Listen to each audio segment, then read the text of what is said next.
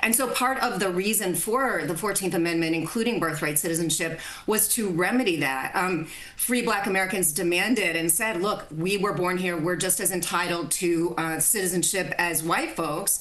And the framers of the 14th Amendment agreed with that and said we need to put into the Constitution a broad, inclusive principle that all children born in the United States are citizens of the United States, regardless of the status of their parents. There were some tiny exceptions, which we can talk about, but the broad, inclusive principle was intended to apply to pretty much everyone. Well, kind of related to that, the Trump administration is arguing the 14th Amendment was only intended to cover the children of enslaved people. But since, of course, taking office again, the president has strongly supported all efforts to crack down on illegal immigrants, or even in some cases, immigrants who have filed for asylum. So what is your assessment of this executive order in this moment?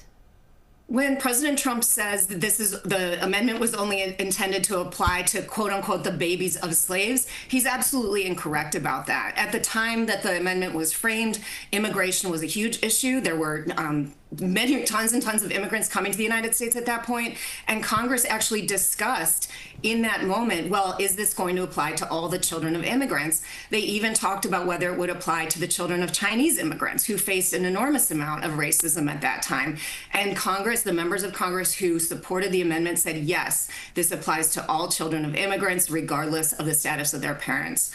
We have seen efforts to undermine birthright citizenship in the past, and they're almost always highly political and driven by anti-immigrant sentiment, not by any kind of legitimate understanding of the 14th Amendment. And finally, and very quickly, for time purposes,